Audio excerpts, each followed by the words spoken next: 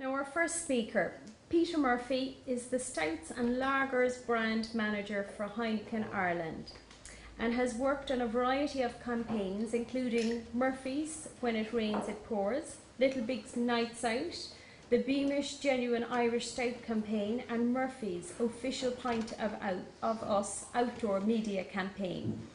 Peter has a Master's in Business Study from UCC in Food Marketing Research and was the 2003 Graduate Student of the Year with MII. Peter's presentation is Leveraging Digital, David versus Goliath. And I'd like to welcome Peter there to the podium.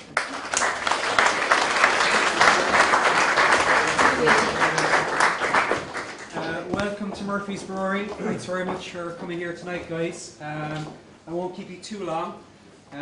Firstly and most importantly, thank you for drinking products that are brewed locally and employ people locally. That's the most important message I always like to get out there. So what I'm going to talk to you tonight about is, and when I sent this topic for this title, I was going, God, I've set myself up here now.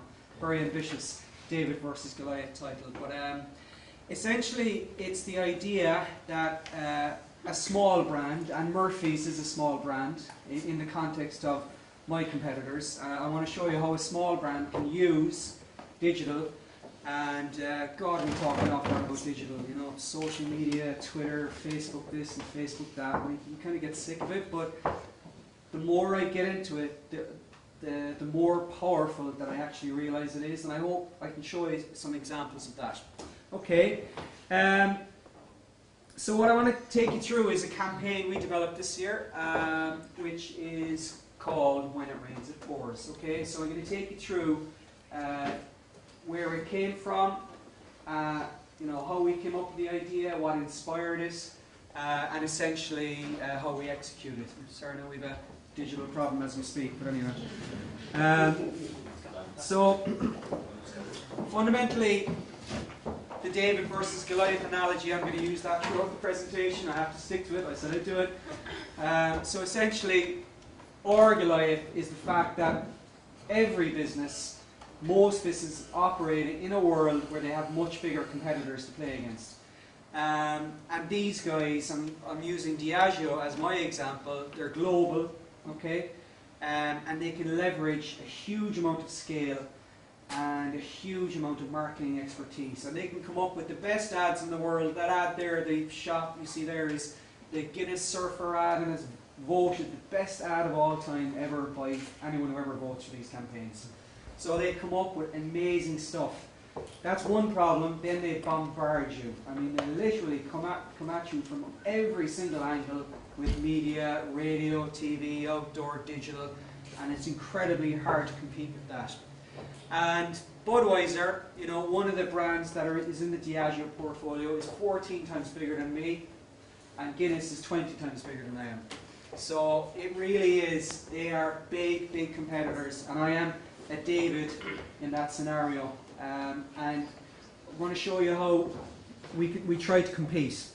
And you can see the scope of the activity. Everyone is going to experience Arthur's Day. I would actually endorse it to get out, have a pint, enjoy Arthur's Day, get into business, support local business in Cork, have a pint, enjoy it. Anyone who's doing anything in this city to get people to buy more is a good thing.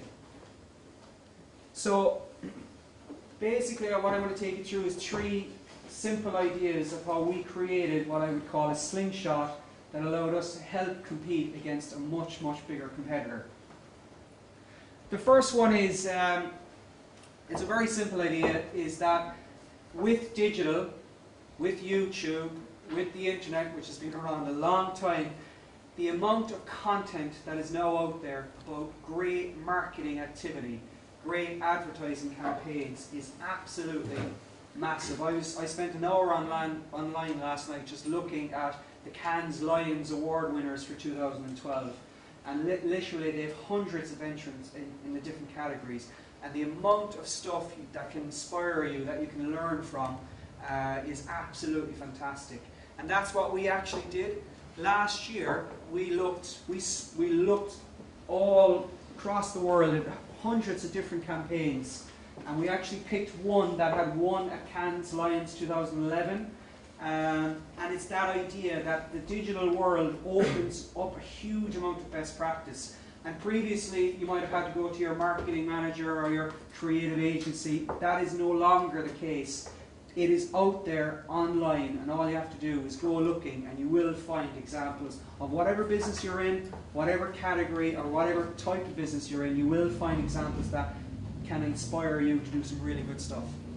The one we found that we really, really liked is ROM, from Romania of all places. Okay, and we love this campaign, and there was 3 reasons why. Right, one, ROM was a Romanian chocolate bar, and I'm going to show you the case study in a minute, and they used the latent equity that existed in the brand. Secondly, they were brave, all right, and when you see the case study, I hope you'll agree with me. And lastly, they took on globalization head on, okay? They really went after the global brands that were eroding their market share in Romania. So I'll just show you that example. And if this works for me. Alright, not working today. Yeah, here we go.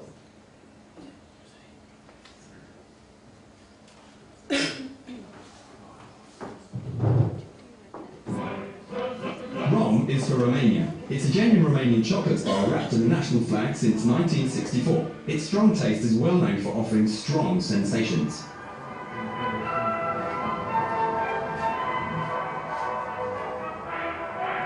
Tovarășă, nu tolerăm așa ținută de minișoc pentru tineretul comunist! Luați-o! The problem was that for the young, ROM was starting to become meaningless.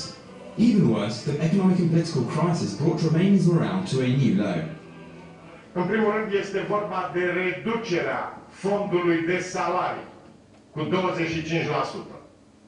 Young people now think that everything about Romania is just wrong. They actually believe they can make something of themselves only by going to another country. Things were not good for a chocolate with the national flag on it. The solution was radical. Our only shot with the young was not to follow them blindly, but to challenge their national ego. Next thing, we triggered a hot public debate by changing the well-known ROM overnight from this to this.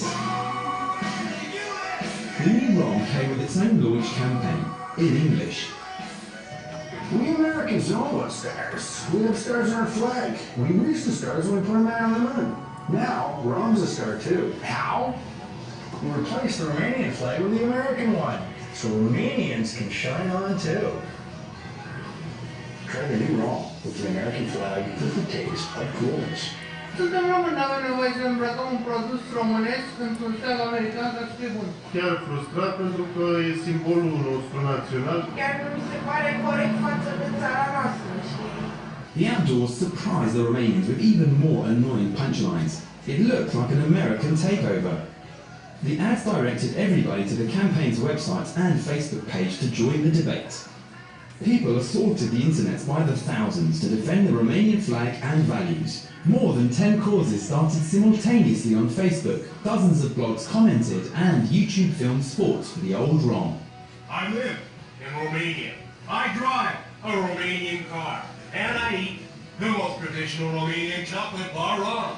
Then why the fuck am I speaking English? Moreover, supporters even organised a flash mob. Our specially created team responded in real time to the comments and fed the debate. E vorba de o campanie ceva mai puștită și ceva bate în română. After one intense patriotic week, we brought back the old ROM. Hello again! Rumor has it you're not at all happy with the American flag on ROM. It was a joke. I'm just funny. ROM stays ROM no matter what. Romanian flag and all. Since The debate extended into primetime TV shows and public events. And as the final move, we launched the ROM anthem featuring real people. In the first 2 weeks only, the campaign reached 67% of Romanians and generated €300,000 worth of free publicity. In the first 6 days alone, ROM's website had thousands of comments, Facebook fans rose by 300%, and supporters launched petitions. All brand image indicators have exploded. But most importantly, Rom ousted the leader to become Romania's most popular chocolate bar with 79% increase. In the end, Rom outperformed the markets by 20% in the most relevant channels, while the American Rom sold out. Right. So, what has a Romanian chocolate bar got to do with Murphy's? Good question.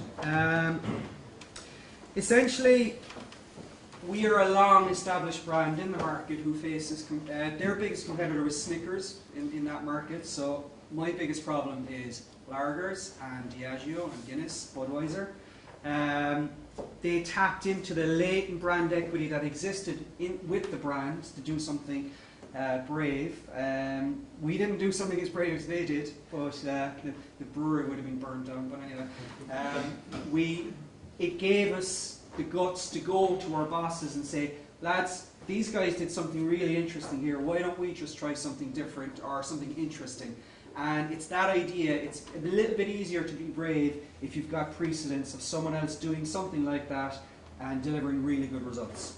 So let's talk about, you've seen their results, fantastic results, and that idea, it inspires you to do something challenging. So let's talk about this slingshot idea again. Giants find it hard to relate to the little people, okay? And what that means is there's people in creative agencies in London who get a brief from a marketing manager who might be based in Dublin or London, trying to interpret a consumer need in Ireland. And that's they're looking down at the little people trying to figure out what they're about. And it's a very hard thing to do. And brands do it very successfully some of the time, but it is very difficult. If you're on the ground, it is much easier to do. The Bud Ice Cold Index, they were incredibly brave when they launched this, and I compliment them on it, but it's a little bit of an example how a big brand can get things wrong. Okay? They launched in 2011. They offered consumers vouchers via their smartphone to offer a free pint. I think they had about 2,500 outlets participating nationally. The media spend was massive. Apparently, we were hearing it was 70 to 80% of their total budget for the year. So that's somewhere close to 10 million. The advert was filmed on location in South Africa. I'll show you that in a minute. Great feedback when they launched. But I just want to show you the ad first.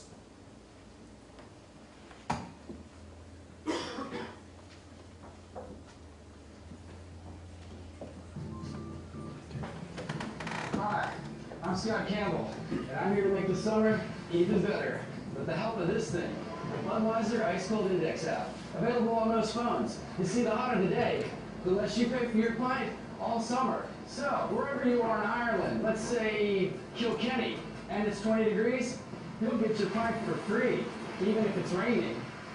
And if it's just 60 degrees, you'll still get €1 off. So download the app, check for daily updates, and enjoy a pint of Budweiser Ice Cold with your friends. Hey guys. Easy. The hotter the day, the less you pay. So, why are we talking about Bud Ice? The example that this big brand, you know what, they didn't get the consumer dynamic around weather. You know, if it's a beautiful day, do you actually want to be in the pub? Secondly, they didn't understand Irish weather in that in Mayo it could be 26 Celsius and 20 miles down the road it could be 18 Celsius. And the consumer wanted his free pint 20 miles up the road, and down the road they weren't offering it, and vice versa. And it was hugely complicated to manage, extremely difficult, because they had 3 offers, free pint, €2 off and €1 off. It was very, very broad and very, very complicated. The social media strategy was really interesting. They got some really good feedback initially, but as the problems escalated, they had some technological problems, they had problems with the weather reporting. They basically did not respond like a brand that on the ground would have. So if you're in your own business and a consumer comes in and complains to you, you respond immediately. But the complaints are coming into Facebook and other social forums, boards.ie, People's Republic of Cork, and they were not responding instantly, sometimes not at all, and the negative opinion built up and up and up, and that's a big brand who can't cope with a local phenomenon of people giving out online in a social forum about an initiative.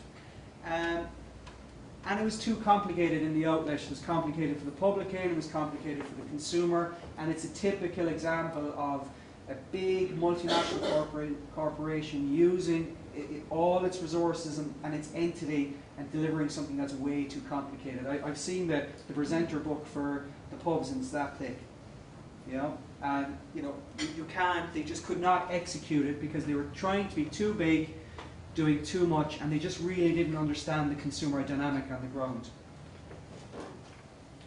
Right, so we felt, looking at the ROM example and looking at what Buddice did, we as a brand with 14 times less resources, I would say 14 times less manpower in terms of marketing, that we could use our closest to our consumer. We were on the ground, we knew the market better, we knew the consumer better. The offices are here, I can pop down to any pub in the city and talk to a consumer within 10 minutes. We wanted to do something that was extremely cost effective. I had limited resources, and I'll talk to you about the app. And the idea is we did not do, there was no TV, there was no outdoor, we just said digital communications only. No media support, okay? And that was a really step change for us. And the idea that it's targeted, it's focused, and it was simple. It was simple for the consumer to get involved in, and it was simple for us to execute. Now there was a huge amount of planning that went on in the background and a magnificent team of people involved, but the core ethos of the output of the planning was simplicity, and we'll take you through that. Okay, so the genesis for the idea is best in class, close to the consumer, and we wanted to tap into the most relevant consumer conversation. Again, that idea of knowing your consumers. What 75% of the search engine registration requests in the 3 months before we launched, what were they about? Irish weather. We knew that everyone was talking about what a bloody miserable summer we were having yet again, and we said, you know what, let's tap into that. And we said we're going to focus on execution with brilliance and simplicity. So what we did, excuse me,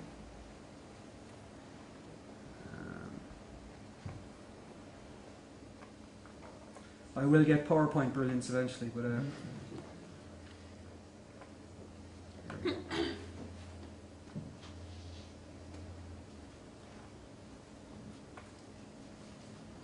Hi, I'm Tom McCarthy, and I'm here to make your summer in Cork even better with this thing, the Murphy's When It Rains It Pours app, available on more smartphones.